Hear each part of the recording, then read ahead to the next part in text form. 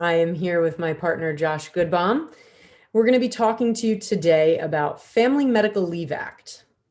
So, Amanda, I thought one of the ways we could talk about the substance of this to make it more accessible to people was to think about what's a common scenario that comes into our office. So one I thought of was the person who is, let's call her Jane Smith. And she's been at her job for a few years and her boss is really starting to give her a hard time. She thinks unfairly, and she's starting to develop a lot of anxiety around it. And she's concerned that that anxiety is going to lead her to make a number of mistakes at work. So she's got this anxiety. She's trying to figure out how to deal with her overbearing boss, and she's not sure what to do now. Is that the sort of scenario you often see?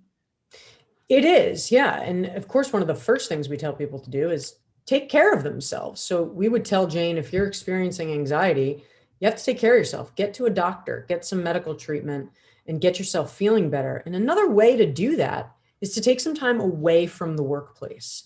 Because if the boss or the atmosphere or the environment is contributing to this anxiety, sometimes the best thing to do is to get out of that environment. And we're able to do that by having employees go out on protected medical leave pursuant to the Family Medical Leave Act.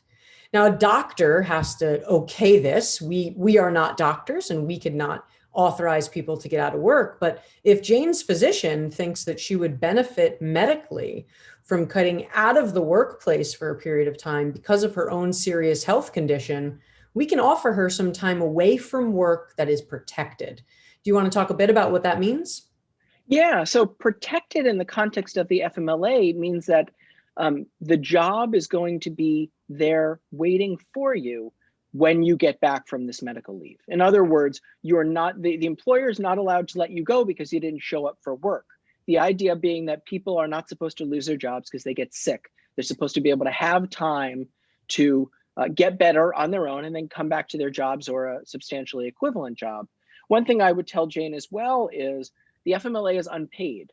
That means if you're not working, you're not going to get paid your normal compensation, be it hourly or salary. But it's important to understand you can use your PTO, you can use your vacation time. Many employers have short or long-term disability policies that might cover a leave. Some have PTO banks where other employees can donate to you PTO they're not going to use.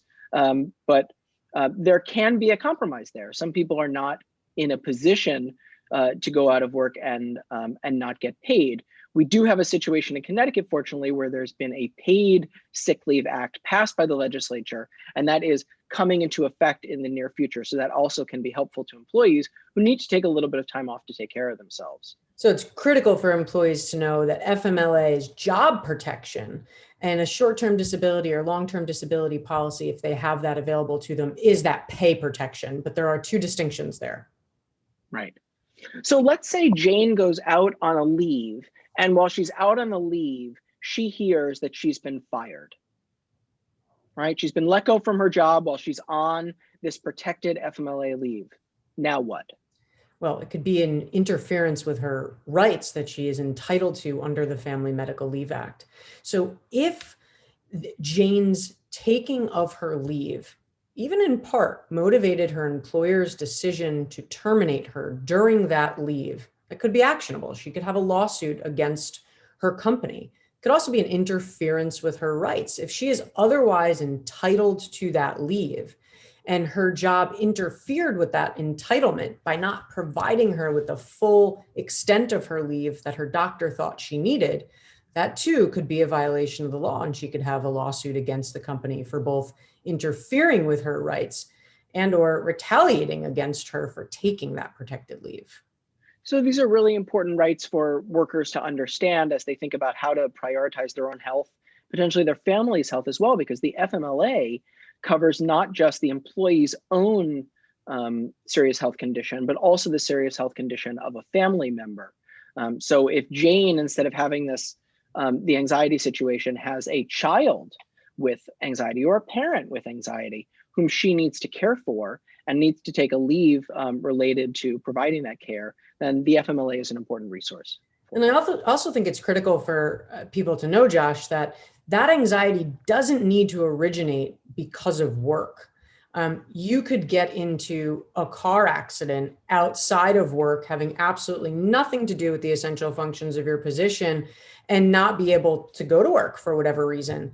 And that is a serious health condition that you are suffering from. That would entitle you to FMLA leave. This doesn't need to be work related in order for you to get that leave, right? That's correct. So hopefully this provides some useful information to people. If you have questions about the FMLA, or if you find yourself in a difficult situation where you think the FMLA might be useful, feel free to reach out to us. See you next time. Thanks so much.